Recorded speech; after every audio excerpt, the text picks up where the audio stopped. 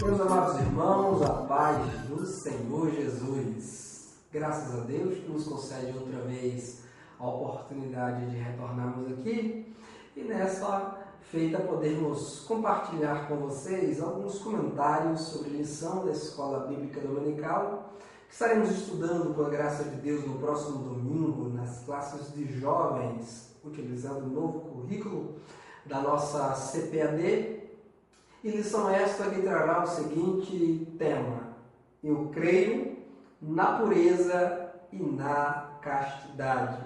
É a lição número 5 para o dia 1º de fevereiro de 2015. Eu creio na pureza e na castidade. Muito bem, a nossa lição no próximo domingo estará dividida em 3 pontos.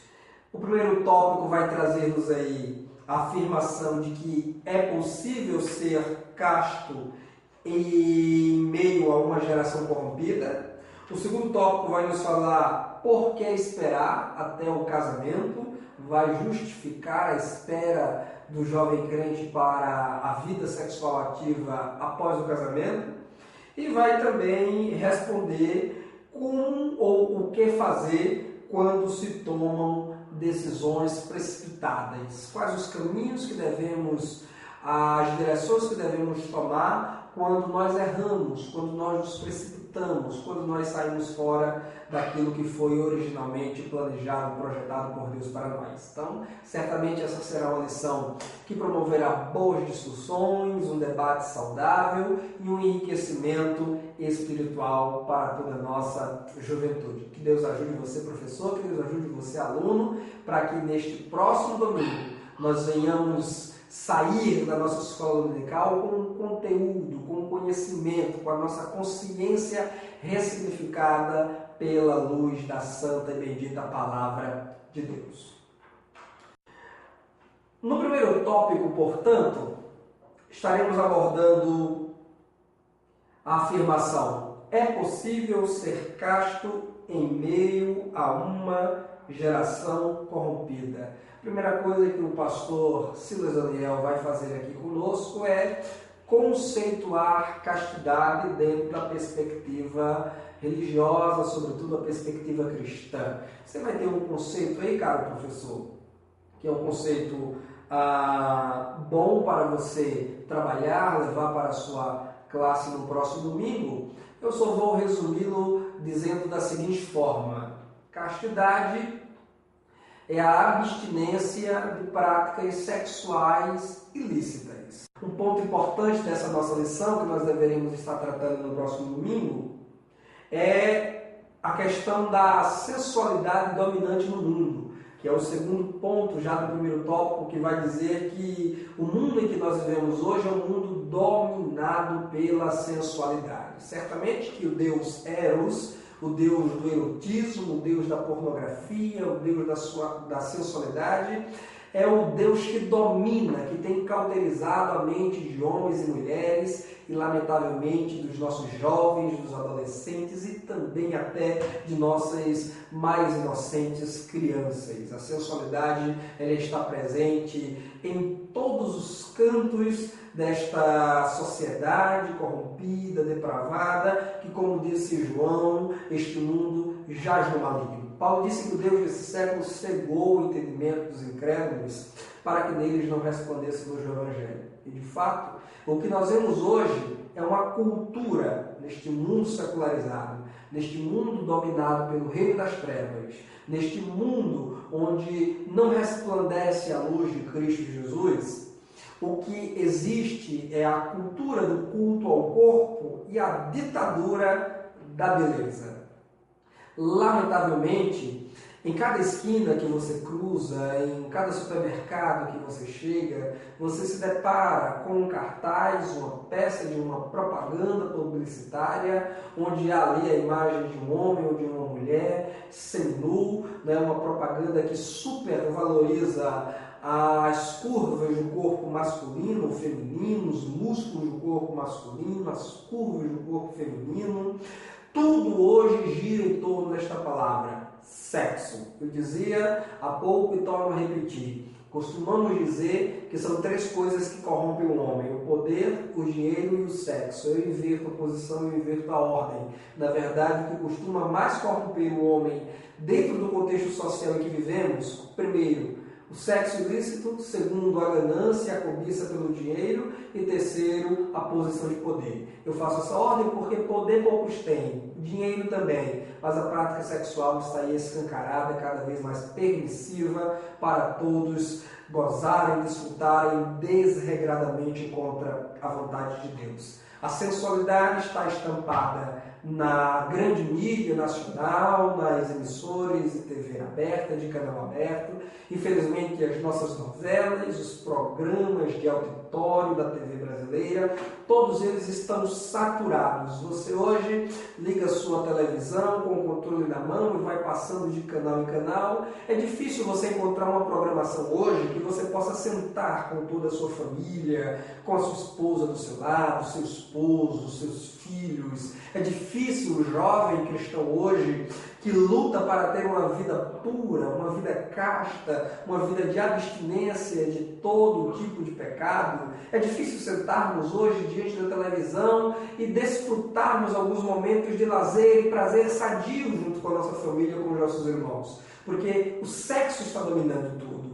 Se não é o programa saturado de sensualidade, é o intervalo comercial, é a propaganda de uma cerveja, é a propaganda de um creme hidratante, é a propaganda de passagens aéreas de uma determinada empresa de avião, é a propaganda de carro, é a propaganda de casa. Tudo hoje gira em torno deste grande tema, sexo. Então você precisa pegar uma mulher seminua e colocá-la lá, você precisa pegar um homem seminu e colocá-lo lá para atrair atenção, para chamar a atenção. Veja, por exemplo, a maioria, se não todos os programas de auditório da TV brasileira, sobretudo os canais abertos. É quase que impossível você não ver esses programas de auditório, ter ali uma moça dando assistência ao apresentador, ter ali bailarinas por trás do apresentador dançando a todo momento, com seus vestidos minúsculos, seus shortinhos minúsculos, o corpo todo de fora, para prender, né? E você deve perceber ali que as mulheres, elas são colocadas em pontos estratégicos diante das câmeras para garantir a todo momento a atenção do público masculino, que vai cobiçar essas moças, e a atenção do público feminino, que vai cobiçar e desejar ter o corpo delas também, né? Mas, lamentavelmente, perceba que a televisão brasileira parece que ela é fabricada muito mais para os homens do que para as mulheres, né? Muito mais para os homens, porque há um número terrível, exorbitante, escochante de mulheres ali alcançando posições de fama. E hoje, para você se tornar uma mulher famosa na grande mídia, você não precisa de nenhuma produção intelectual, você não precisa dar nenhuma contribuição para a sociedade. Aliás, você, professor, poderá perguntar aos seus alunos no próximo domingo. Faça essa pergunta, aliás, no próximo domingo para os seus alunos. Peça para eles citarem o nome de 5 mulheres que se tornaram famosas no Brasil nos últimos 5 ou 10 anos por alguma produção científica, por alguma contribuição de relevância social. Peça para eles citarem o nome de apenas 5 mulheres que se tornaram famosas por trazerem alguma contribuição relevante para a sociedade. Alguma coisa que elas produziram, fizeram, que mudaram ou que mudou para melhor algum aspecto social, alguma área da sociedade. Eles terão dificuldade.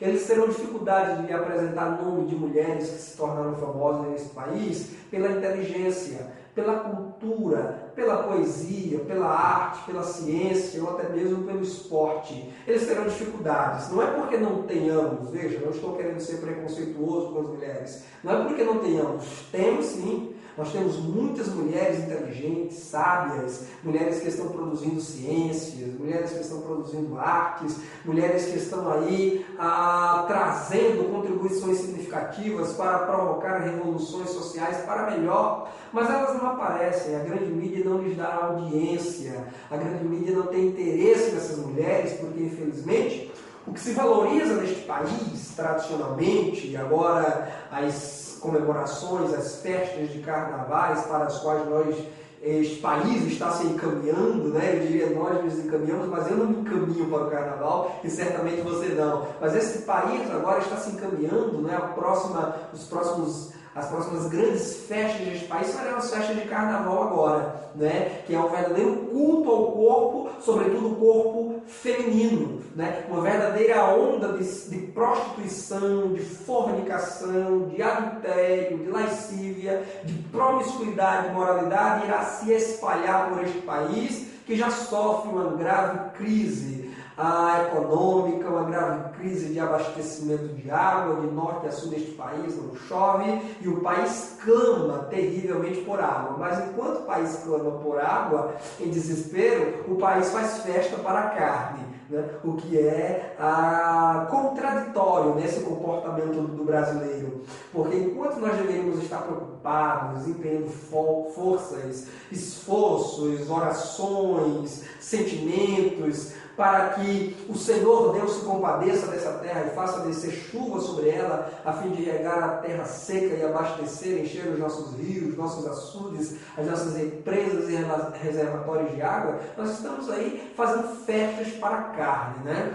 Mas é assim, este mundo, diz a Bíblia, que quando será em paz, paz, eis que sobrevirá repentina destruição. Mas perceba que as mulheres que ganham fama, que ganham espaço na grande mídia nacional, não é porque são mulheres inteligentes, mulheres de larga cultura, mulheres que trouxeram alguma produção científica, artística, cultural. São mulheres que se tornaram famosas porque posaram numa revista, fizeram um ensaio sensual, um ensaio erótico, porque apareceram lá no Big Brother, na Fazenda, porque exibiram o seu corpo, né, porque foram expulsas da escola, do colégio, da faculdade, porque estavam ali portando-se com roupas minúsculas e aquilo causou um furdunço na mídia e a mídia gosta porque a mídia é apelativa e focaliza nessas coisas e de rebeldes essas mulheres passam a heroínas dignas de serem imitadas e cobiçadas. Então, lamentavelmente, a grande mídia nacional, através de seus programas de auditório, através de seus comerciais, de suas peças de propaganda, espalhadas aí tanto na mídia quanto nos outdoors, nos cartazes e em todas as outras formas de propaganda, a sensualidade está dominando, enchendo a cabeça dos nossos jovens, dizendo todos os dias, diuturnamente, não tem nada a ver, isso é permitido, o que é bonito é para se mostrar, porque há um grande jargão no mundo, né, que infelizmente tem invadido até mesmo as nossas igrejas, que diz que o que é bonito é para se mostrar. Se Deus deu, então é para mostrar mesmo, né? Então aí nós vemos as roupas cada vez menores, e quando não são menores, são cada vez mais justas ao corpo, delineando as curvas do corpo feminino, e muitas vezes até quando não são roupas minúsculas, são roupas que delineiam até mesmo as costuras das roupas íntimas. E não só as mulheres, mas os homens também, né? Porque nós vivemos a cultura do culto ao corpo, e aí nós vemos a febre das academias, Nunca se falou tanto em academia, né, como nos dias de hoje. O jovem vai lá na academia, mesmo que ele não frequente, mesmo que ele não permaneça lá fazendo seus exercícios físicos, mas em razão dessa ditadura da beleza e do culto ao corpo que nós vivemos, virou uma febre os nossos jovens irem, nem que seja uma vez na academia, fotografarem, fazerem uma selfie, postar nas redes sociais e dizer: estou malhando, estou na academia, né? Em cada esquina de nossas ruas, de nossos bairros, a sensualidade está presente. E as músicas, né? Peguem aí as músicas fabricadas nos últimos anos, o forró eletrônico, o sertanejo universitário, eu não vou nem falar do funk, porque aí, né, já é tradicional do funk ser apelativo, ser uma música voltada para a degradação da imagem feminina. Eu não sei, não entendo como é que mulheres podem gostar de funk, porque é um estilo de música que desvaloriza a beleza feminina, a singeleza feminina, a doçura feminina. O funk, ele simplesmente aniquila tudo isso, ele acaba tudo isso, ele degride a imagem da mulher, ele denigre a imagem da mulher, né? Porque o funk, o forró eletrônico, o sertanejo universitário são estilos modernos que não fazem outra coisa senão transformar a mulher num mero objeto de desejo, de prazer e de satisfação para o homem. Porque a música secular tem transformado a figura feminina na figura de uma escrava, de um pedaço de carne que existe apenas para a satisfação dos desejos mais íntimos, secretos e irrefreáveis dos homens. Então, se as mulheres têm que se queixar de alguma coisa, não é da religião, não é da Bíblia, não é do cristianismo, não é da fé, porque a fé cristã não oprime, a fé cristã ela é libertadora, a fé cristã ela busca garantir direitos iguais para os homens e as mulheres, reconhecendo o devido papel de cada um na sociedade. Mas são as músicas apelativas, é a grande mídia de cunho erotizante que está aí, fazendo a mulher descer aos mais baixos degraus da sociedade, transformando-a não mais do que num mero pedaço de carne para ser cobiçado, desejado e comido pelos homens imundos, promíscuos, levianos, que não têm qualquer temor a Deus, respeito pelo próximo, pelo outro. Lamentavelmente também nós temos que admitir que a sensualidade ela tem também encontrado espaço até mesmo dentro da igreja, né? Muitas vezes homens e mulheres que se dizem salvos em Cristo, alguns até que fazem parte de departamentos importantes da igreja, jovens que cantam em conjuntos de mocidade, que cantam em coral, que tocam em banda, que são líderes da igreja do Senhor, mas que infelizmente têm uma cultura ditada pela cultura secular, tem uma cultura ditada pela cultura dominante do mundo. Infelizmente, em muitos cultos, os homens precisam cultuar a Deus de olhos fechados, porque se abrir peca, né? Muitas vezes, quando se vai saudar uma irmã, é preciso saudá-la de olhos fechados, porque se saudar de olhos abertos com a paz do Senhor, na mesma hora se perde a paz de espírito se vai, porque infelizmente a sensualidade está cada vez mais escancarada dentro da igreja, e não é só por parte das irmãs, por parte dos irmãos também. As blusas dos irmãos cada vez mais justas e coladas ao corpo, os jovens com suas calças jeans cada vez mais apertadas, com suas blusas cada vez mais curtas e com seus braços de fora, para justamente chamar a atenção. Sim, eu digo chamar a atenção sem medo de errar, porque eu penso que alguém que vai à igreja com um palmo de saia, alguém que vai para a igreja com um decote de um palmo, alguém que vai para a igreja com uma camisa apertada, exibindo os músculos dos seus braços e as curvas do seu peitoral, de sua barriga, enfim, não faz isso para a glória de Deus. Não faz isso com o temor e a reverência que é devido ao nome do Senhor. Faz isso para se mostrar, para se exibir, para chamar a atenção para si. Isso é o que nós chamamos de despertar a lascívia. O que é lascívia? A lascívia é provocar no outro um desejo sexual que não pode ser correspondido. Infelizmente, meus irmãos. E aí eu penso que cabe, né, a você, professor, no próximo domingo, com muito respeito, com muito temor. Né? A gente não vai desabafar, a gente não vai aqui, eu não vou dizer não constranger, porque a palavra de Deus é constrangedora, né? O Evangelho é constrangedor. Às vezes a gente tem esse costume de dizer, não constrange as pessoas, não constrange os jovens, mas o Evangelho é constrangedor. O simples fato de a Bíblia dizer que nós somos pecadores e estamos destituídos da glória de Deus, isso é constrangedor. O que é mais constrangedor para o homem do que você chegar para ele e dizer, você é pecador, você está destinado ao inferno pelos seus pecados, você precisa de um Salvador, esse Salvador está além de si mesmo, ele é Jesus. Quer algo mais constrangedor do que isso?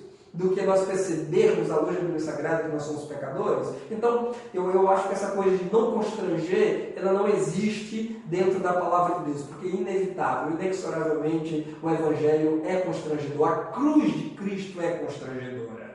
A cruz de Cristo é constrangedora. Mas o que eu vou dizer é que nós precisamos ter o cuidado no próximo domingo de não sermos ridículos, estúpidos, hipócritas, de falarmos ou de tratarmos este tema com leviandade. Nós precisamos sim ter a cautela, ter o cuidado, a prudência e, sobretudo, o amor.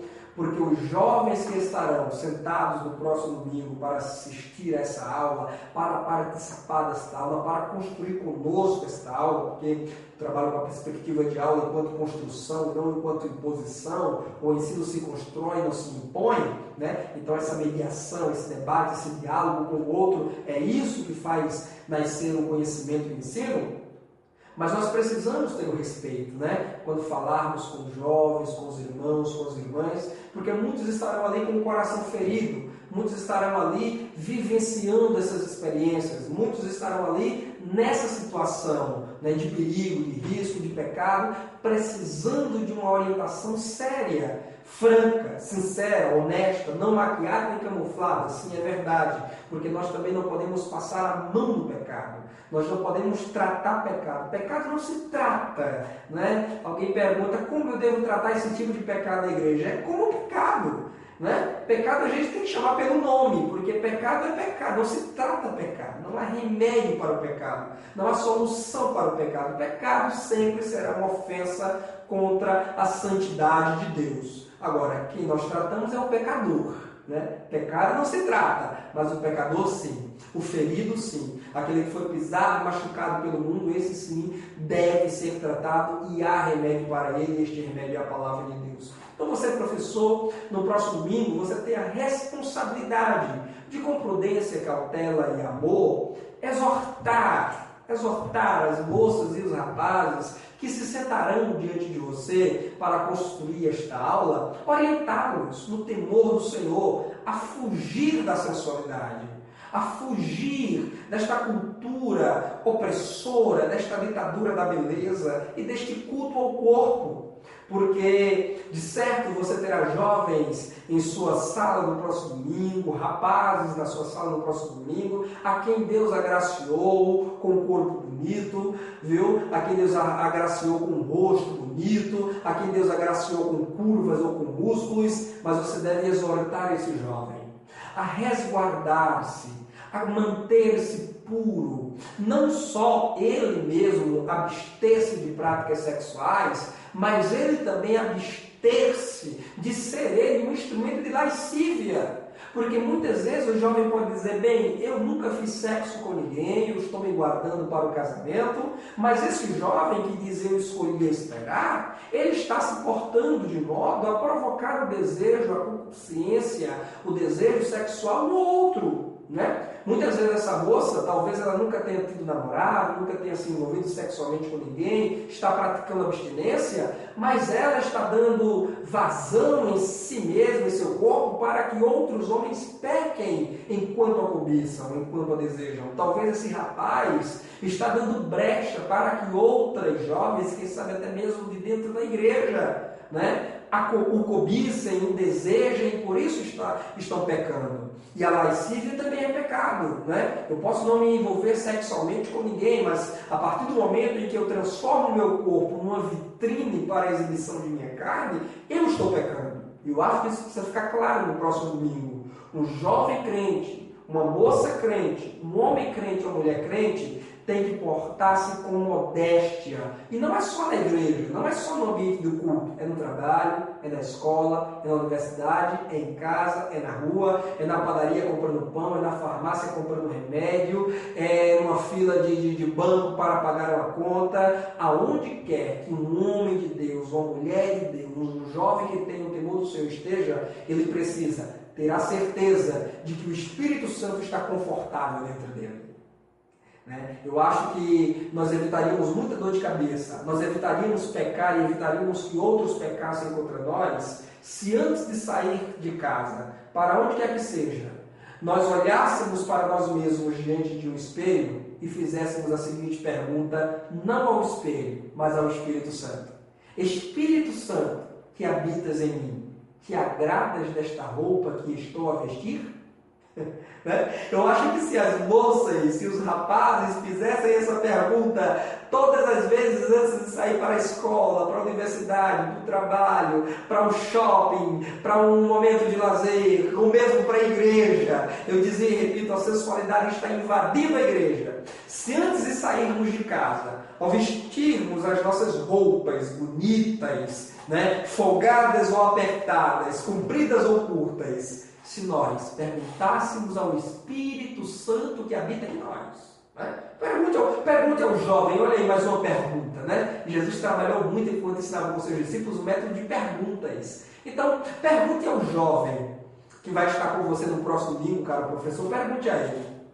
Quantos de vocês creem que o Espírito Santo habita dentro de vocês? Todos eles com certeza vão levantar a mão e vão dizer, eu, amém, eu creio, com certeza, mas é claro que eu creio. É claro que o Espírito Santo habita em mim. Pronto, depois que eles responderem isso, aí você vai perguntar a eles mais uma coisa. Você vai perguntar a eles, e quantos de vocês, conscientes de que o Espírito que é santo, o Espírito que é santo, porque eu dizia para vocês aqui quando estudamos a lição sobre o Espírito Santo, que essa palavra Espírito Santo, essa expressão, não é um nome próprio da terceira pessoa da Trindade, senão um título que faz referência ao que ele é e à sua obra na igreja, que é a sua missão santificadora. Espírito Santo não é um nome próprio, registrado no cartório do céu. Espírito Santo é um título para a terceira pessoa da Trindade, que faz referência ao que ele é santo, e a qual é a sua missão, a missão santificadora, a missão de santificar a igreja durante a sua jornada de fé e a sua jornada aqui nessa terra. Então, quantos de vocês, você vai perguntar ao jovem no próximo domingo, quantos de vocês, quando se vestem para sair de casa, costumam perguntar ao Espírito Santo que habita dentro de vocês, se o Espírito Santo está confortável? Quantos de nós, e agora a gente vai se incluir aqui, você professor e eu aqui desse lado, vamos nos incluir isso, quantos de nós costumamos perguntar ao Espírito Santo, que nós acreditamos habitar dentro de nós, se ele está confortável com a roupa que nós vestimos? Eu tenho certeza que se fizéssemos essa pergunta de verdade, não de modo mecânico e repetitivo, mas se fizéssemos essa pergunta de verdade, interessados na resposta do Espírito Santo, nós não sairíamos de casa com muitas roupas que ocupam o nosso guarda-roupa. Não sairíamos. Não sairíamos porque são roupas que promovem a sensualidade, que atraem os olhares de cobiça e de desejo para cima de nós. E alguém costuma dizer que o pecado está nos olhos de quem vê. Não necessariamente assim. Não necessariamente assim. Muitas vezes o pecado não está apenas no olho de quem olha e de quem vê. Muitas vezes o pecado está em mim. Porque eu não estou interessado em saber a vontade do Espírito Santo. Eu acho que quem manda na minha vida sou eu. Eu acho que o pastor não tem que ditar as roupas do meu guarda-roupa. Eu acho que é muito legalismo da igreja não poder usar isso ou aquilo. Então eu mando em mim, eu uso o que eu quero. Se eu me sinto bem, se a minha mente não me acusa, está tudo certo. Então eu estou pecando. Estou pecando. Porque a partir do momento em que eu aceito a Cristo como Senhor e Salvador de minha vida, eu devo dizer, como disse Paulo, não vivo mais eu, mas Cristo vive em mim. E se Cristo vive em mim, eu tenho que ser santo. Se Cristo vive em mim, eu tenho que me purificar. Se Cristo vive em mim, eu tenho que me abster de toda e qualquer prática sexual ilícita, inclusive a lascívia, que é uma forma de sexualidade, de sexo ilícito. Ainda que não seja o sexo consumado de dois corpos se unindo, mas o erotismo que eu promovo com o meu corpo, fazendo dele uma vitrine para a pornografia, é também pecado. É também pecado. É também errado. Então, o jovem cristão, a moça e o rapaz, precisa se policiar também naquilo que veste. Você vai lá, por exemplo, para Provérbios, capítulo 11, versículo 22, tem um texto muito interessante aqui, que eu quero compartilhar com você, e quero convidar você a abrir sua Bíblia comigo. Provérbios, capítulo 11, 22, olha o que é que diz aqui o sábio Salomão, que ele registra no livro da sabedoria. Ele diz, como um anel de ouro em focinho de porco, Assim é a mulher bonita, mas indiscreta. Como um anel de ouro, valioso, precioso, um tesouro, no focinho, no nariz de um porco, de um bicho imundo, assim é a mulher que Deus fez bonita, a quem Deus deu um corpo bonito, mas que é indiscreta. Né? É feio, é terrível, é sujo, mancha, macula, é uma pérola no meio da lama, é uma pérola adornando um porco, um animal imundo. Então você, cara irmã, cara jovem, cara serva de Deus, quem sabe até professora que está me acompanhando nessa aula, viu? Deus lhe fez linda, Deus lhe fez preciosa como um tesouro, porque você também é feita à imagem e semelhança de Deus. Não se permita ser comparada a uma joia em focinho de porco. Não se permita dar-se à indiscrição, à falta de pudor e à falta de modéstia. Vista-se com compostura, ande com compostura, sente-se com compostura, relacione-se com as pessoas, sobretudo com o sexo oposto, com respeito, com pudor, com a educação que convém a uma mulher, de quem se espera a ternura, de quem se espera a meiguice, e muito mais como uma santa serva de Deus, a quem é devida toda a honra, todo o respeito, e a quem se deve o louvor de uma santa mulher de Deus. Porque lá em Provérbios 31, olha o que é que diz Provérbios capítulo 31 e o versículo 30. Diz que a beleza é enganosa. Estou lendo aqui na versão NVI, que é a versão que eu tenho preferência. Diz que a beleza é enganosa e a formosura é passageira. Então, esse frenesi, essa correria louca por academia, por curvas, sabe, por músculos, por pernas, enfim, tudo isso é passageiro. Tudo isso depois dos 50 começa a ficar flácido, a cair. Então a beleza e a formosura é passageira. Mas a última parte desse versículo diz assim: a mulher que teme ao Senhor, essa será elogiada. Então o que uma serva de Deus deve buscar não é os cios do homem lá fora. O que uma serva de Deus deve buscar não é os olhares de cobiça dos homens sobre o seu corpo. O que uma mulher de Deus deve buscar é o elogio que provém do Senhor. É o elogio que provém e que é digno às mulheres santas, às mulheres que temem ao Senhor e que se portam com a devida modéstia. Sim, porque modéstia, de acordo com Paulo, escrevendo a sua primeira carta a Timóteo, no capítulo 2, olha qual é a recomendação de Paulo para as mulheres. Eu estou falando aqui mulheres porque vocês aqui entenderem, não estamos aqui querendo instituir uma perseguição às mulheres, é que quando falamos de sensualidade, geralmente o mundo prova isso, né? Eu falei aqui sobre as mídias seculares, a música, enfim, e você percebe ali que no quesito sexualidade, a presença feminina é muito mais marcante, E de fato, né? A gente sabe que a sensualidade quase que sempre ela vai estar ali ligada à figura feminina, embora ressalvo que também seja recorrente a sensualidade, a lascívia a partir da imagem do homem, mas muito mais por parte das mulheres. Todavia, essas orientações que damos aqui não servem apenas para os jovens, para as mulheres, para as servas do Senhor. Servem também para os homens, servem também para os jovens. Né? O que é um jovem postando fotos sem camisa nas redes sociais, fazendo pose, né?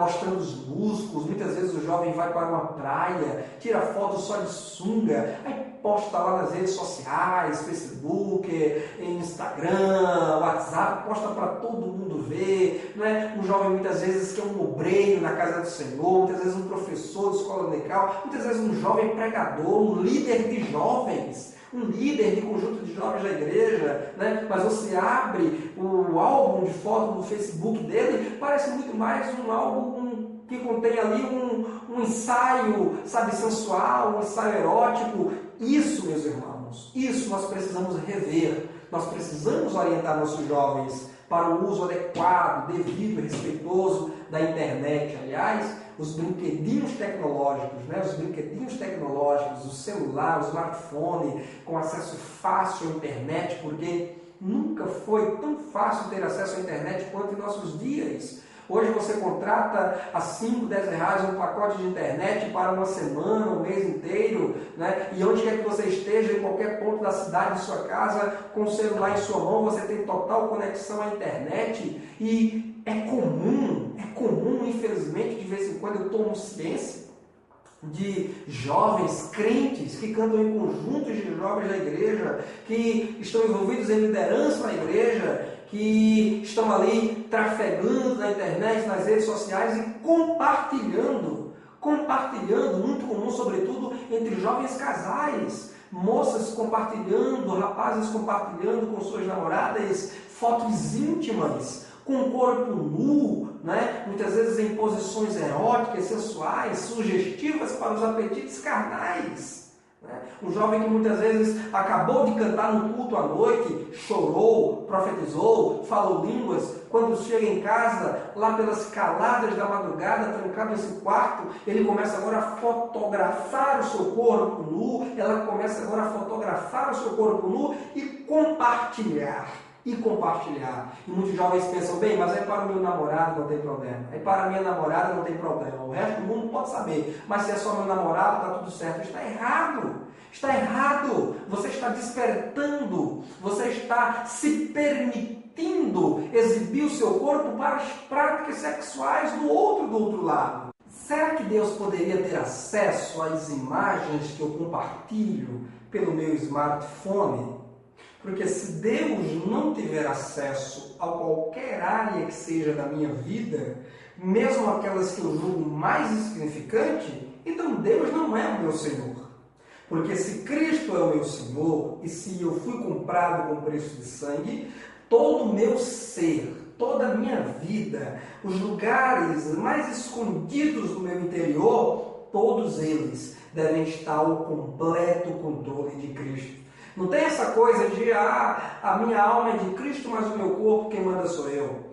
As minhas 2 horas de culto eu sou da igreja. Sair da igreja eu sou para mim, minha namorada e ponto final. Ninguém interfere. Não existe isso. Ou Deus domina todo o meu ser, o que eu estudo, o que eu como, o que eu bebo, com quem eu saio, o que eu falo, o que eu penso, certo? Ou Deus domina toda a minha vida, todos os meus planos, projetos e ações, ou Ele não é o meu Deus. Ou Ele não é o meu Senhor. E eu estou fatidicamente sozinho, caminhando para o abismo eterno, apesar de minhas melhores intenções. Então, Deus ele precisa governar toda a minha vida. E tudo que eu tenho, tudo que eu faço, Paulo dizia, quer comais, quer bebais, ou façais outra coisa qualquer, façais tudo para a glória de Deus. Se Deus não pode ser glorificado em meu namoro, então este meu namoro precisa terminar. Se Deus não pode ser glorificado através das mensagens que eu envio através do meu smartphone, então eu preciso cancelar essas mensagens e confessar-me diante de Deus e me arrepender.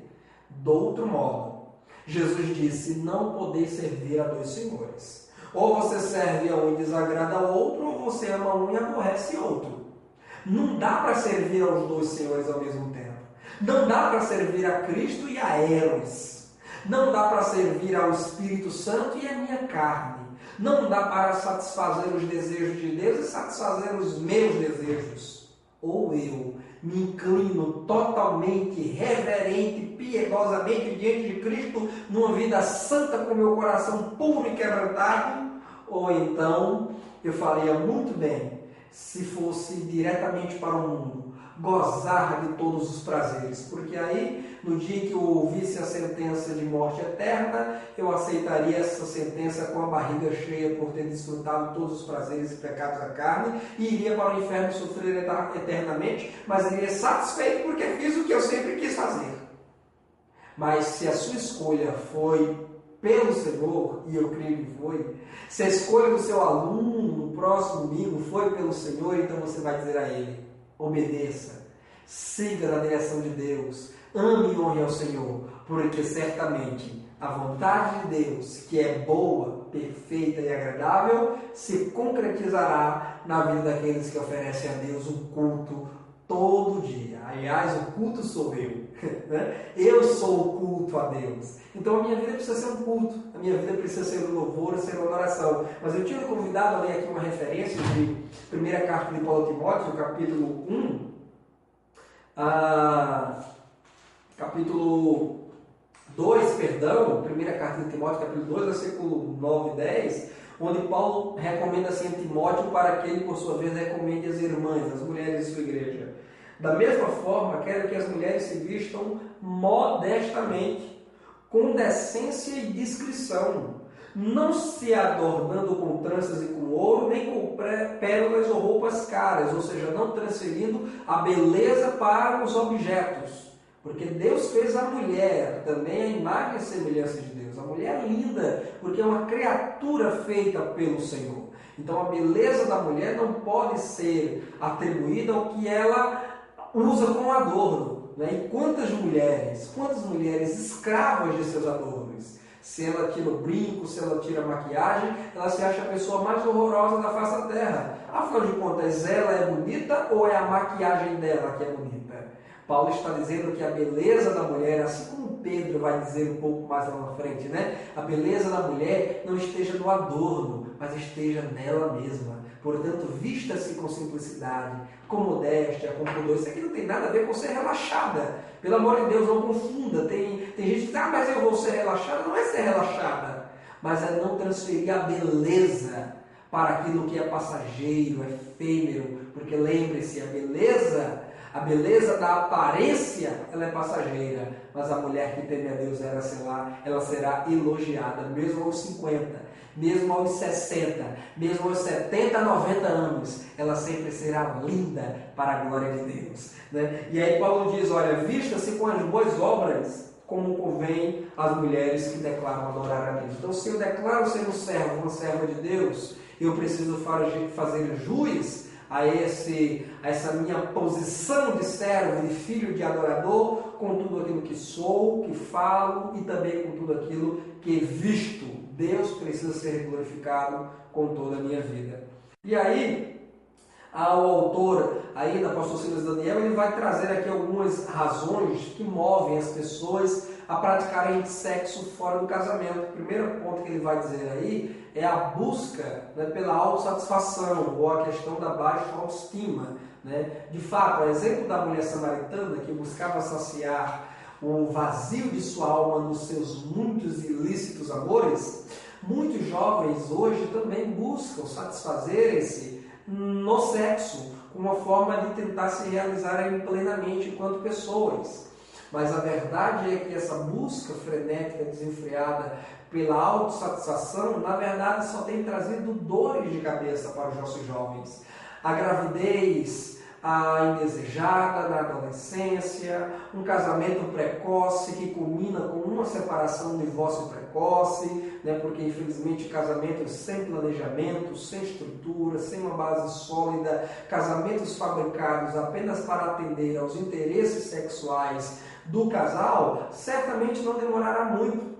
Não demorará muito e ele irá ruir. Óbvio, não estou querendo dizer que a pessoa não casa para fazer sexo. Óbvio que não. Né? Um jovem casal, casa também nesse sentido. Casa também para ter a liberdade de poder desfrutar do prazer sexual de modo legítimo. E não há nenhum problema nisso. Não há nenhum problema em um jovem casar buscando também satisfazer essa área de sua vida, porque o casamento também existe para isso. Agora, aqueles que casam apenas por isso, aqueles que casam nesse desejo desenfreado pelo prazer sexual e não ouvem a orientação do pai, da mãe, da igreja, sobretudo da palavra de Deus, certamente não irá demorar muito. E aí vai ser um casal candidato a entrar nas estatísticas do IBGE, que se separarão antes de completarem 5 anos de casados. E quantos casais jovens dentro da igreja já não se suportam mais a partir do 2º ano de casal? Quantas moças que quando completam 3 anos de casada querem voltar para a casa da mãe? Quantos rapazes que quando completam 3 anos de casados querem voltar para a vida de solteiro? Por quê? Porque casaram precocemente, precipitadamente, para atender apenas ao prazer, apenas ao apetite sexual, sem terem uma noção das implicações do que significa viver uma vida a dois. Eu sou casado, com a graça de Deus, há pouco mais de 2 anos com uma serva do Senhor, uma mulher abençoada, uma verdadeira administradora do lar, uma verdadeira mulher e esposa. E a Bíblia diz no livro de Provérbios que aquele que encontra uma esposa encontra o favor do Senhor. Agora, uma esposa não é uma menina qualquer, não é uma mulher qualquer, é uma esposa, com todas as implicações que essa palavra significa. Aquele que encontra uma esposa encontra o favor do Senhor. E eu posso dizer que encontrei o favor do Senhor ao lado de uma mulher que, graças a Deus, me completa em todas as áreas de minha vida. Eu louvo a Deus pelo meu casamento. Posso dizer que, apesar de pouco mais de 2 anos aí terem se passado, hoje, com a graça de Deus, sou diácono da igreja, mas ainda vivemos em lua de mel. Vivemos muito bem estaremos para a glória de Deus, mas foi tudo planejado, foi tudo pensado, levou tempo para chegar até aqui, levou tempo para poder começarmos a namorar enquanto nos conhecíamos, de conversa, de trato, de saída para um lanche, para uma coisa, para nos conhecer sem que houvesse qualquer contato físico ainda. Levou tempo durante o namoro, durante o noivado, foi um conhecimento mútuo, foi uma influência da família, da igreja, foi um trabalho de visão, de sondagem de ambas as partes, para que o casamento bem sucedido pudesse se concretizar, e creio que Deus vai nos ajudar, porque esse nosso casamento será até que a morte nos separe. Mas houve uma base, houve uma preparação. Não adianta sairmos por aí como uma mulher samaritana, atirando para todos os lados, para buscar saciar o vazio de nossa alma no prazer sexual, porque não vai. Só iremos aumentar sofrimento. Né? Quantos jovens aí com a fama, com a reputação de namorador, de namoradora, né? É feio, permita-me até dizer essa palavra aqui, mas estamos lidando com jovens, é uma palavra que eles conhecem muito bem. Quantos jovens que tem dentro da igreja fama de pegador, na escola, na universidade, no bairro, na vizinhança, entre os amigos, fama de pegador, sabe? Moça que tem a fama lá embaixo, sabe? Porque já ultrapassou os números da mulher samaritana. A mulher samaritana teve ali uns 4, 5 namorados, né, com quem ela se envolveu sexualmente, e Jesus ainda disse: olha, o que você está ainda não é seu. É ilegítimo essa união que você está vivendo. Né? Quantas moças e quantos rapazes aí, né, já tiveram inúmeras experiências, apesar da pouca idade que têm, experiências na área amorosa, sentimental, ainda que não tivessem um envolvimento sexual pleno, completo ali, né, mas já tiveram uma experiência larga, sabe, na área amorosa, jovens de 13, 14, 15 anos. Porque, infelizmente, a iniciação na vida amorosa tem começado cada vez mais cedo, cada vez mais precocemente. Por falta, inclusive, de um segundo ponto aí ainda nesse primeiro tópico, né, no terceiro ponto, que é a questão da falta da assistência dos pais. Né? Quantos jovens que, por não terem a orientação do pai, da mãe, de um irmão mais velho, por não terem a orientação do pastor, não terem a orientação da igreja, acabam se envolvendo aí em múltiplos relacionamentos, muitas vezes até simultâneos. Né? Simultâneos. A gente não pode rir disso porque é algo sério. Quantos jovens que tem, né? Quantos jovens que tem uma namorada na igreja e outra na escola, e outra no trabalho, e outra na vizinhança, né? E aí muitas vezes a igreja nem tem conhecimento disso, muitas vezes o pai e a mãe nem tem conhecimento disso, né? E esse jovem vai se manchando, vai se maculando, vai se expondo ao perigo, porque esses múltiplos relacionamentos só favorecem a pressão para a iniciação precoce, para a prática sexual ilícita, né? E aí eu penso que nesse sentido, e aqui eu quero chamar cordialmente, a atenção dos nossos pastores, né? Eu não compreendo como é que os pastores podem abençoar casais de namorado na igreja, com orações e tudo mais, sem sentar antes com esses jovens e darem um conselho para eles, né? Muitas vezes jovens que já tiveram, moças que já tiveram 2 namorados no ano, rapazes que já namoraram 3 moças da mocidade naquele mesmo ano, e chega com uma terceira e diz: pastor, eu quero que o senhor ore abençoando o meu namoro, e o pastor nem pergunta nada, nem senta, nem aconselha, nem orienta, nem procura saber sobre os outros relacionamentos que essa moça, que esse rapaz já teve, né? O pastor não exorta, o pastor não orienta, simplesmente chega para cá, vem para aqui para frente do púlpito, a igreja estende as mãos e vamos abençoar esse casal de namorados. Está errado, irmão, está errado. A igreja não pode sair por aí distribuindo bênçãos para os casais de namorado sem terem conhecimento desses jovens. E muitas vezes tem, mas não dá devido à orientação. Como é que a igreja pode orar, abençoando, suplicando de Deus a bênção para um casal de namorados, onde a moça já namorou 2 no mesmo ano, onde o rapaz já namorou 3 no mesmo ano? Hein? Como é que pode? Muitas vezes está lá, né? Muitas vezes está lá a ex do cidadão, sentado no conjunto de jovens, chorando, porque entrou num relacionamento achando que o rapaz era um rapaz direito, homem de Deus, sabe? Esperou, conversou, dialogou, teve a permissão do pai e da mãe, mas o rapaz vai lá e depois de 1 mês, 2 meses, acaba o relacionamento com a moça, sem qualquer explicação justa, sem levar uma resposta para o pai, para a mãe, para a igreja, e de repente aparece com outra, e ainda chega pedindo para o pastor orar abençoando. E o pastor não toma conhecimento, o pastor não vai saber, o pastor não senta, não diz: senta aqui, meu filho. Senta aqui, minha filha, vamos conversar primeiro. Antes do pastor, o pastor vai orar por vocês. Se vai abençoar ou não, aí é outra coisa. Mas que vou orar, eu vou orar por vocês, porque o pastor nunca pode cessar de orar pelas suas ovelhas, né? O pastor nunca pode negar a oração pelas suas ovelhas. Mas primeiro ele vai sentar, ele vai conversar, ele vai dizer: olha, o negócio é desse jeito, o caminho é por aqui. Não pode ver essa libertinagem, esse começa e acaba. Namoro não é assim, não. Não é um teste qualquer, não é uma prova. Vamos aqui se juntar, se deu certo, bem, se não deu, acabou. Não é assim também, não. Tem que haver um compromisso. Claro que namoro não é casamento. Se não der certo de fato, você tem que acabar mesmo.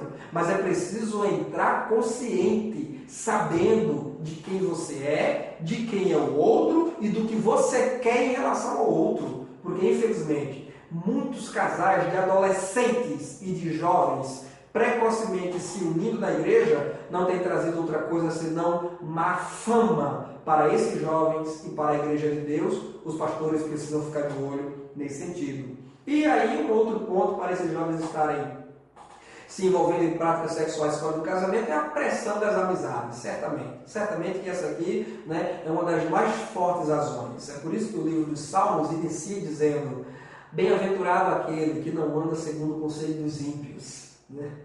Ele não anda de acordo com o Big Brother, com a Fazenda, com a Eliana, com o Celso Portiolli, com o Faustão, não. Ele não anda de acordo com o conselho dos ímpios. Ele não se detém no caminho dos pecadores, ele não para diante da televisão para estar assistindo filmes cinematográficos apelativos, né, produções cinematográficas apelativas, filmes de cunho apelativo. Ele não se detém no caminho dos pecadores. Ele não para diante de uma banca de revistas para estar apreciando revistas de nudismo, revistas eróticas, sensuais. Ele não se detém no caminho dos pecadores. Ele não para ouvir piadas imorais, indecentes no YouTube, na internet, na rádio ou no celular de um amigo da escola, da universidade que trouxe para mostrar ele. Ele não ouve isso porque o ouvido dele é um ouvido para ouvir palavras de edificação e que fugirão da voz dos estranhos, conforme diz Jesus. Ele ouve a voz do mercenário que quer lhe roubar, mas ele foge, porque ele não reconhece a voz do mercenário, né? Então o jovem cristão, ele não se detém no caminho dos pecadores e nem se assenta à roda dos escarnecedores. Antes, o seu prazer está onde? Na lei do Senhor. E a gente vai falar daqui a pouquinho sobre a importância da leitura da Bíblia como parte da disciplina na vida do jovem que quer viver a pureza e a castidade honesta e sinceramente diante de Deus. Então está aí. O primeiro tópico é isso, né? O que é ser casto? É viver essa vida de abstinência, de pureza, até o dia do casamento e também pós o casamento. Né? É o jovem viver a pureza sexual, né? Mesmo depois de casado, ele vai ser ali amante da sua esposa, amante do seu marido, o corpo dela vai ser para o esposo, o corpo dele vai ser para a esposa. E mesmo o jovem que, por razões várias da vida, ele acabou que no percurso de sua adolescência e de sua juventude, perdendo a virgindade, né, que é um dado triste, lamentável, número de adolescentes crentes, filhos de crentes que estão dentro da igreja, mas que estão aí chegando aos 15, 16, 17 anos, já sem a pureza do seu corpo, jovens que estão cedo se entregando às práticas sexuais antes do casamento, infelizmente dentro da igreja, né? Dentro da igreja. Infelizmente, a virgindade hoje já não é um valor defendido, já não é um valor cobiçado, querido pelos jovens, mas a palavra de Deus está aqui para nos ensinar isso. Nós temos que caminhar na contramão do mundo. O mundo desvaloriza a virgindade. A virgindade para o mundo não quer dizer absolutamente nada, mas para o jovem quer dizer algo muito importante. É um símbolo, é uma marca de Deus no seu corpo que deverá ser rompido simplesmente no dia ou na noite de núpcias, em que Deus dará a essa moça o prazer de conhecer o corpo de seu esposo, em que Deus dará a esse rapaz o prazer de conhecer sua legítima esposa. Devidamente casados. A virgindade não é um valor antiquado, a virgindade não é um valor arcaico, ultrapassado, embora o mundo assim diga, embora as beldades de Hollywood assim digam, embora as atrizes das novelas, das emissoras brasileiras, embora os artistas da televisão, da música, enfim, digam que a virgindade nada mais é, nada mais significa, a igreja existe para dizer que esses valores são valores tradicionais da Bíblia Sagrada, do cristianismo, e que nós devemos mantê-los e sustentá-los, mesmo debaixo da fúria do mundo. Então você, jovem, você que não teve a experiência da vida sexual ainda, preserve-se puro, preserve a sua virgindade, mantenha a sua virgindade até o dia em que Deus dará o seu prazer, a grata satisfação de poder, no leito de seu matrimônio legítimo, conhecer o amor, o sexo, como Deus criou para que ele fosse provado e conhecido dentro da ambiência do casamento. E o segundo tópico vai nos falar por que esperar até o casamento. Primeiro, porque Deus condena a prostituição. Prostituição no grego, porneia, é qualquer prática sexual ilícita. Não é só a prostituição de carteirinha. A garota de programa que fica lá na rua vendendo o seu corpo, comercializando o seu corpo, o garoto de programa que aceita R$50 para fazer o programa, não. Prostituição não é só isso, essa é a prostituição profissional. Profissional, e que estão querendo profissionalizar mesmo, estamos nos caminhando aí numa conjuntura política para a legalização das drogas, legalização do aborto, para a profissionalização da prostituição. Esse é o mundo cão que a gente vive. Esse é o mundo que jaz no maligno que a gente vive, onde o que é bom é considerado antiquado e o que é ruim é institucionalizado, recebe ali todo o apoio da mídia e também do poder público, lamentavelmente. Mas a prostituição, de modo geral, é qualquer prática ilícita. É a fornicação, é o adultério, é o sexo bestial, é a zoofilia, a prática do sexo com animais. Infelizmente, terrivelmente, o ser humano ele chegou a um tão alto grau de degradação moral e espiritual que ele é capaz de envolver-se sexualmente com um animal. E a Bíblia ordena que a gente fuja da prostituição. Quando você vai, por exemplo, lá para a primeira ou segunda carta de Paulo a Timóteo, capítulo 2, olha o que Paulo diz ao jovem líder Timóteo. Segunda carta de Paulo a Timóteo, capítulo 2, Paulo orienta Timóteo da seguinte forma, versículo 22.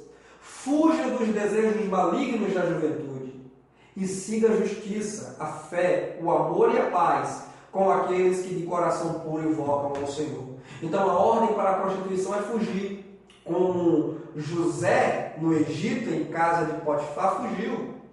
Quando a esposa de Potifar, na ausência do seu marido, vendo que José era um jovem formoso, bonito, ela acabou ali que despertando dentro dela desejos íntimos de cobiça sobre o corpo de José, e ela fez de tudo, Todo dia ela ia lá, José deita comigo, José se relaciona comigo, meu marido está ausente, José estava na casa de Potifar administrando ali os bens de seu senhor. José era servo de Potifar em sua casa, mas a mulher de Potifar, na sua ausência, cobiçou e quis relacionar-se com José, mas José sempre fugindo, sempre escapando. Por quê? Porque nele havia o temor do Senhor. José estava disposto a perder tudo. Ele estava disposto a perder até a família, se preciso fosse. Ele estava disposto a perder o posto, o status, o emprego, a regalia na casa de um governador do Egito, se preciso fosse. Mas José não estava disposto, nem um pouco, a perder o seu caráter, a sua comunhão, a sua ligação com o céu. Quisera Deus que tivéssemos mais jovens comprometidos com Deus como José era comprometido. comprometido. Quisera Deus que tivéssemos mais hoje jovens com o mesmo temor, com a mesma decência, com a mesma reverência, com o mesmo pudor, com o mesmo medo de pecar, né? O medo de pecar que José tinha para poder agradar a Deus, Senhor acima de todas as coisas. E a Bíblia diz na carta de Paulo aos Coríntios, ainda chamo você para ler aqui comigo, no capítulo 6, versículo 18 a 20, que nós somos o templo do Espírito Santo, portanto devemos fugir da prostituição. Veja o que é que Paulo diz: fujam da imoralidade sexual. Todos os outros pecados que alguém comete fora do corpo os comete, mas quem peca sexualmente peca contra o próprio corpo. Acaso não sabem que o corpo de vocês é santuário do Espírito Santo que habita em vocês? Que lhes foi dado por Deus e que vocês não são de si mesmos? Vocês foram comprados por alto preço, portanto glorifiquem a Deus com o seu próprio corpo. É por isso que o jovem cristão tem que esperar até o casamento. Porque fora do casamento o sexo é pecado. E é o pecado que eu pratico contra o meu próprio corpo, que é templo e morada do Espírito Santo de Deus. Como Deus deve ficar angustiado? Como Deus deve ficar triste dentro de mim quando eu cometo esses tipos de pecados? Se eu persisto, certamente em algum momento, não muito distante, eu ficarei só. Porque Deus não fará morada perpetuamente em templos imundos que se dão ao pecado, à lascívia, à prostituição, que se transformam em verdadeiro templo de meretriz. Não, Deus não habita em templo sujo. Deus habita em templo limpo. Então Ele dá chance, Ele dá oportunidade e tempo da pessoa se arrepender. Em não havendo arrependimento, Deus simplesmente se afastará e ficará do lado de fora, como Cristo do lado de fora estava da igreja de Laodiceia. E também por que esperar até o casamento? Porque Deus valoriza a castidade. Né? Deus valoriza a castidade. O autor ele tem um cuidado de distinguir castidade de virgindade. Agora, ainda que se faça essa distinção, é preciso, por outro lado, também deixar claro que Deus gosta de virgem.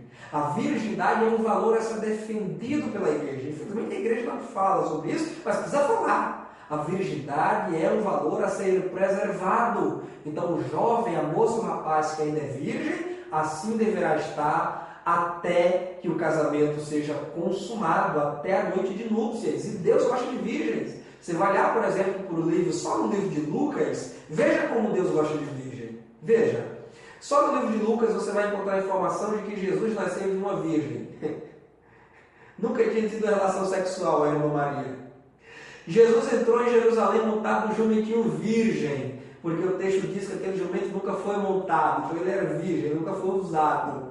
A Bíblia diz que Jesus foi sepultado num sepulcro virgem, aquele que foi lá comprado por José de Arimateia para a sua família, nunca foi usado, nunca foi colocado ninguém dentro daquele túmulo. Jesus nasceu de uma virgem, entrou em Jerusalém montado no jumentinho virgem, foi sepultado no sepulcro virgem, e Paulo ainda diz, escrevendo aos Coríntios, que pretende poder ali ensinar e instruir a igreja para apresentá-la a Deus como uma igreja, como uma noiva virgem. Deus gosta de virgindade. Deus gosta de virgindade.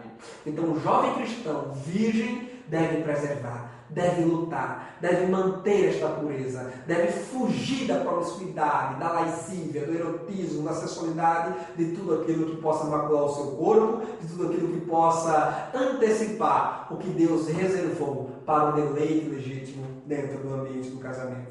E a Bíblia ordena buscar a pureza, né? A Bíblia ordena buscar a pureza. 1 Timóteo 4,12, vamos ver aqui o que é que diz. O apóstolo Paulo, novamente, em sua recomendação ao obreiro jovem Timóteo, Paulo diz assim, 1 Timóteo 4,12: ninguém o despreze pelo fato de ser jovem, mas seja um exemplo para os fiéis, na palavra, no procedimento, no amor e na pureza. Não é porque é jovem que pode fazer tudo. Não é porque é jovem que está livre para cometer todo tipo de pecado. Paulo deixa claro. Ninguém despreza a sua mocidade. Você é moço, você é jovem ainda, mas seja exemplo. O jovem deve ser exemplo. O jovem cristão deve ser exemplo no trato, na palavra, na fé, na mansidão, no amor e na pureza. O jovem cristão ele precisa resplandecer como luz de Deus em meio às trevas deste mundo.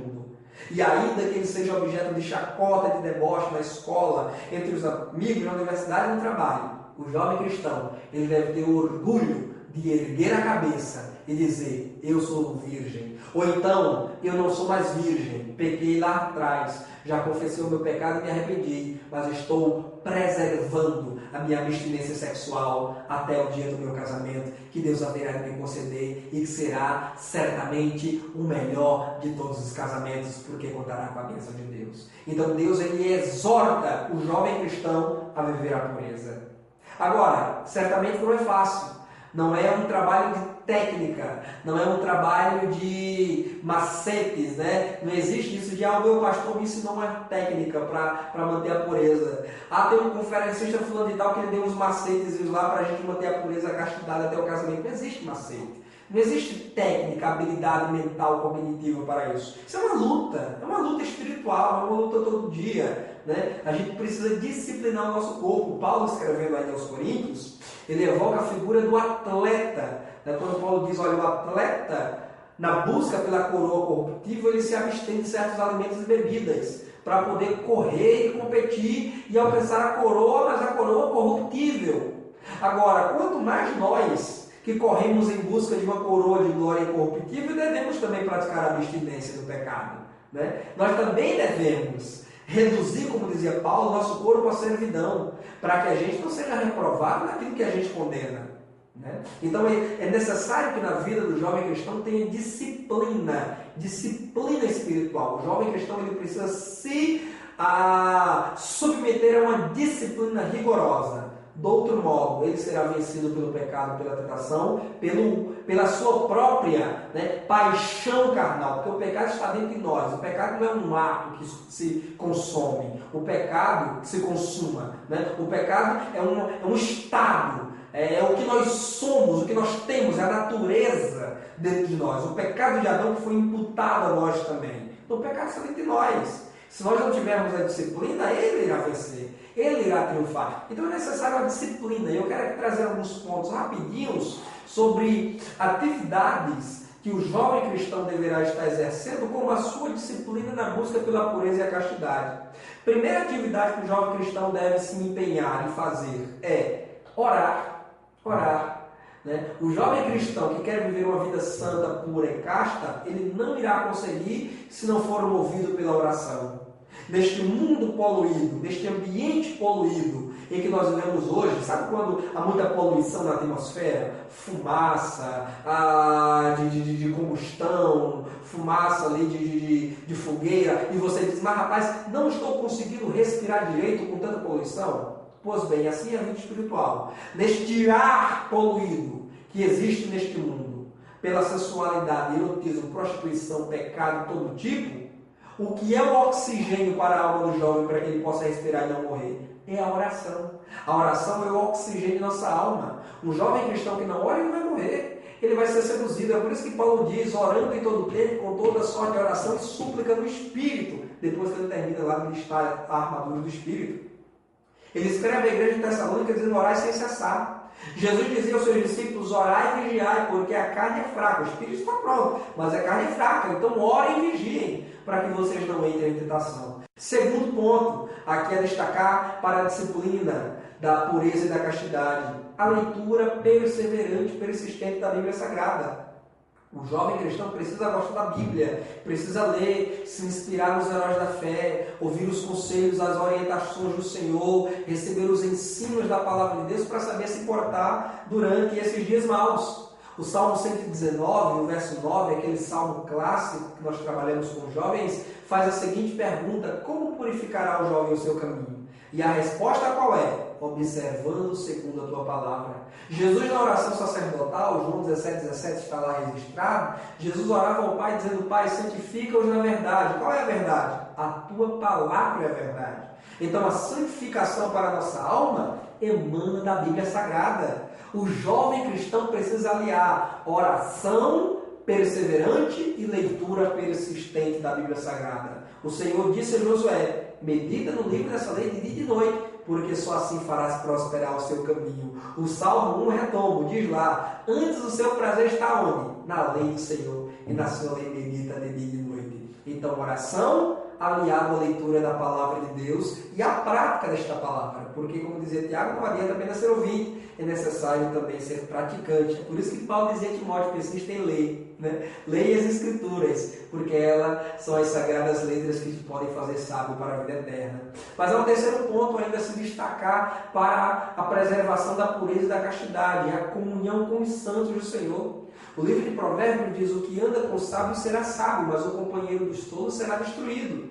Paulo escreveu aos irmãos de Corinto dizendo que as más conversações corrompem os bons costumes. Então, o jovem cristão que quer manter a pureza, ele não vai se aliar com gente ímpia, ele não vai se aliar com incrédulo nem com falsos irmãos, ele não vai se aliar com jovens que, embora estão na igreja, não gostam de orar, não gostam de ler a Bíblia, não gostam da escola dominical, não respeita pastor, não respeita pai e mãe, são insubmissos, jovens que gostam de estar com gracinhas, piadinhas imorais. Ele não vai se aliar com esse tipo de gente.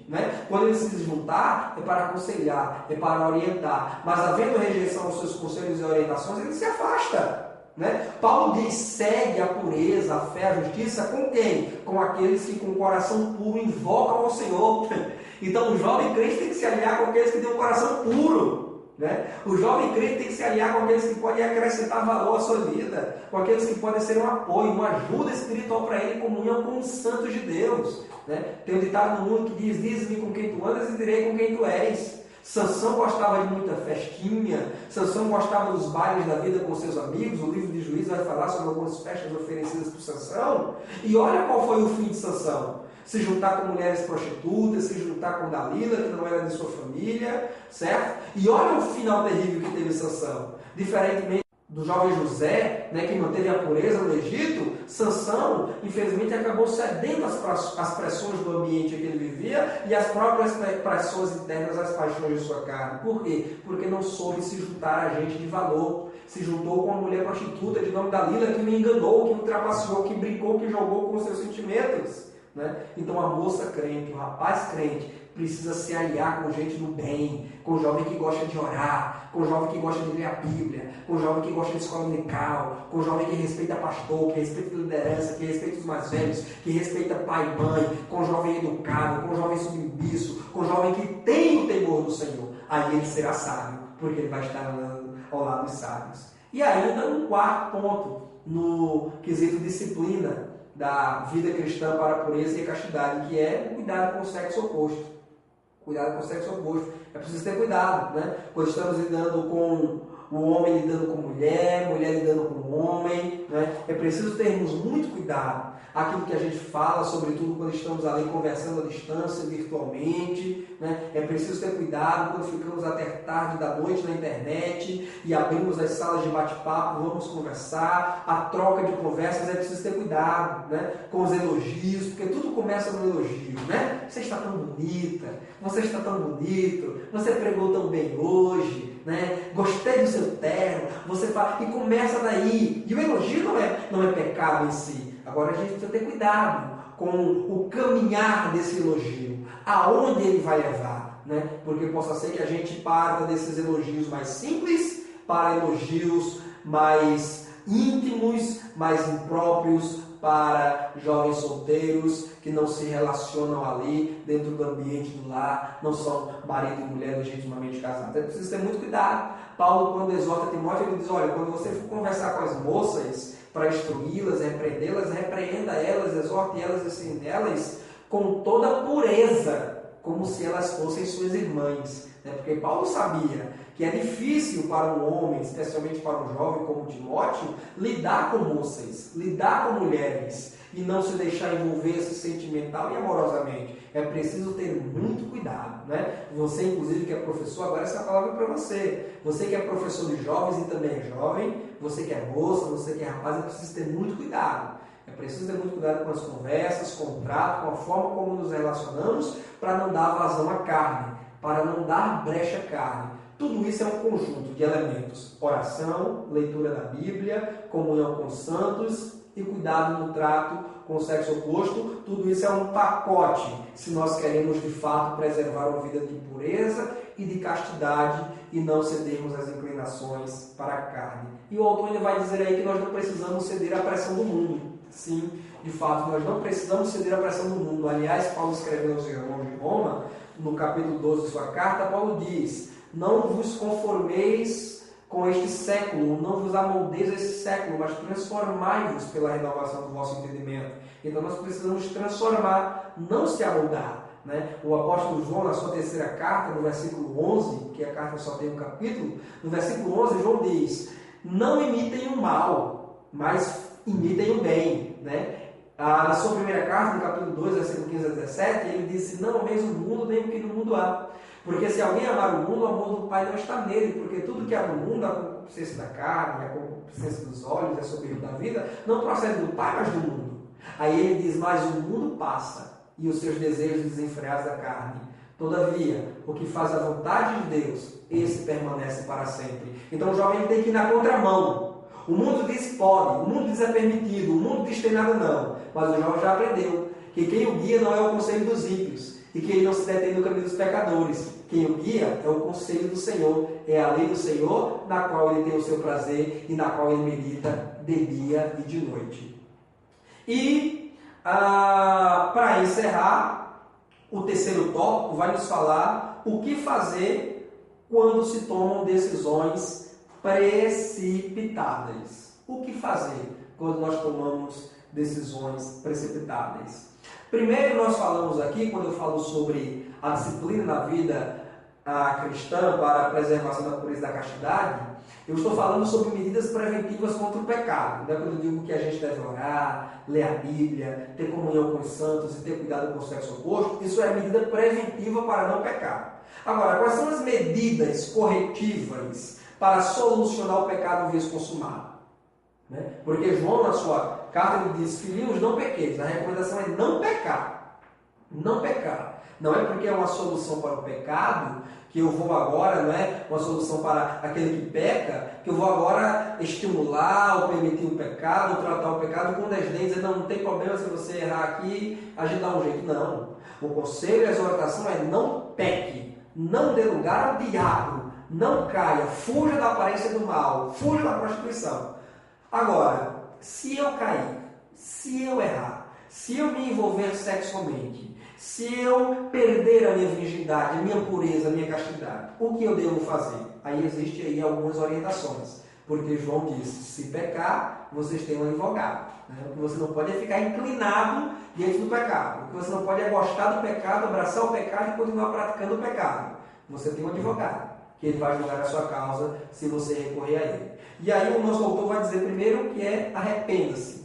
Porque lá em Provérbios diz que o confessa, aquele que oculta suas transgressões jamais prosperará. Mas o que confessa e deixa, esse alcança a misericórdia. Então o arrependimento, antes de tudo, ele deve estar presente quando nós transgredimos, quando nós pecamos, quando nós maculamos a santidade de Deus. Deus estará sempre disposto. Se nós nos voltarmos para Ele arrependido, Ele certamente dará-nos o seu perdão. Não precisamos nos inclinar para o pecado, não precisamos aceitar a prática do pecado constante em nosso coração, pensando que Deus não me perdoa, então vou me entregar ao pecado. De modo algum. Sempre haverá perdão de Deus. Para qualquer pecado que a gente cometa contra Ele, sempre haverá o perdão. Se nos voltarmos a Ele com o coração contrito, quebrantado, se dermos ouvidos à voz, aos apelos do Espírito Santo para o arrependimento.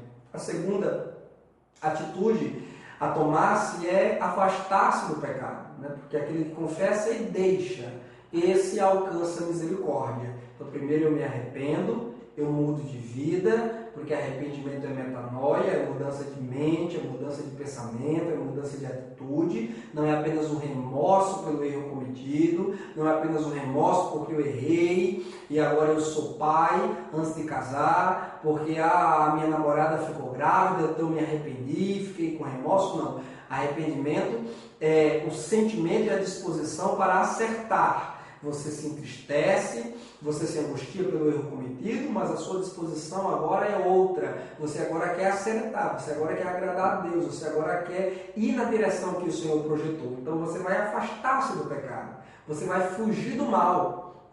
Tiago disse: sujeitem-se a Deus, resistam ao diabo e ele fugirá de vós. Interessante porque Tiago diz primeiro: sujeitem-se a Deus. porque ninguém que não tenha sujeitado-se a Deus poderá vencer Satanás, né? Eu costumo dizer que a luta contra o pecado não é uma luta a dois, você contra o pecado, porque aí você perde. Você vai estar sempre sendo nocauteado pelo pecado, porque o pecado é essa força avassaladora, terrível, imbatível, implacável. O pecado é maior que nós. A força do pecado é maior que nós. Então, lutando sozinho contra o pecado, tentando vencer o pecado com, técnicas psicológicas. Meu Deus, eu vou me trancar dentro do quarto aqui, não vou pensar mais em nada. O pecado está dentro de você. O pecado é a sua natureza. Né? O pecado não é um ato, o pecado é um estado. Né? Então não existe isso de eu vou desenvolver um método para vencer o pecado. Não há, é disciplina, é o que eu falei há pouco, é uma questão de disciplina contínua, é uma vigilância. Quando você acorda, quando você dorme, até quando você sonha, né? Você tem que pedir a Deus misericórdia toda vez que for dormir. Senhor, cobre os meus sonhos com o sangue de Cristo, né? Para que eu não tenha prazer em sonhos maus.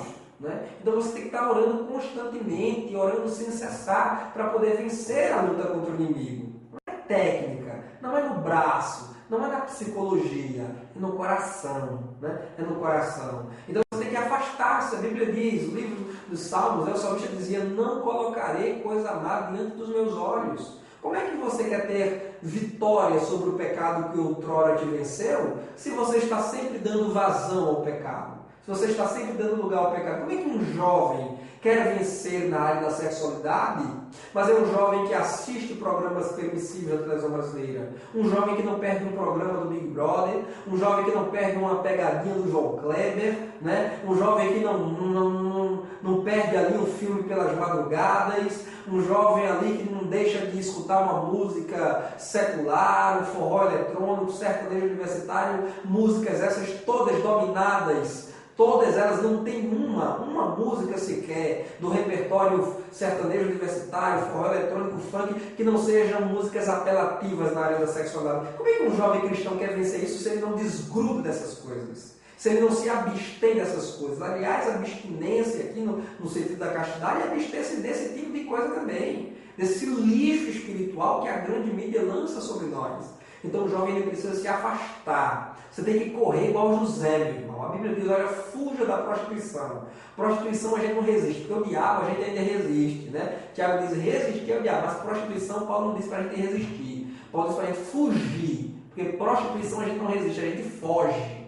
Era o que José fazia, ele fugia da mulher de Potifar todas as vezes que ela lhe aparecia. Fuja. O jovem cristão ele tem que tomar a decisão de fugir. Mas fugir, meu amigo, como quem foge de um vulcão em erupção. Sabe quando o vulcão entra em erupção? Que as sirenes tocam, sabe? Na cidade. Então todo mundo corre, aquela correria imensa.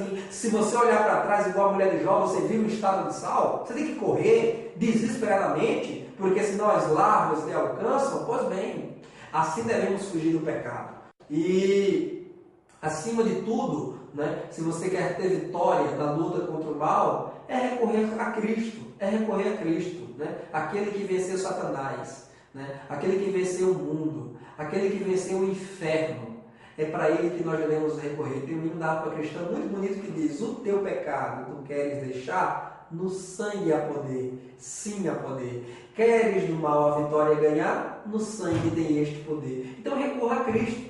Tem o hino da irmã Lene Barros que diz: quando o pecado chegar em você, clame o nome de Jesus. Ele está perto para te socorrer, mas você precisa clamar. Então o jovem que já teve experiência, certamente é mais difícil, né? A questão da pureza, da castidade, para um jovem que já teve experiência na área da sexualidade. Um jovem que nunca experimentou vai ser sempre a curiosidade, né? Sempre o desejo de querer fazer a primeira vez e que ele deverá estar ali reprimindo para poder agradar a Deus. Mas como não é difícil, né, meus irmãos, para um jovem que já teve essa experiência na vida, né? Jovens que já viveram aí na fornicação, na prostituição, jovens que já foram casados, mas que se separaram e estavam ali no próximo domingo para assistir a aula com você e já têm a experiência na sexualidade e todos os dias são tentados nessa área. É difícil, então nós temos que fugir mesmo, não tem outra opção não. O livro de Provérbios diz que o simples vê o mal e enfrenta, mas o prudente, quando vê o mal, se esconde.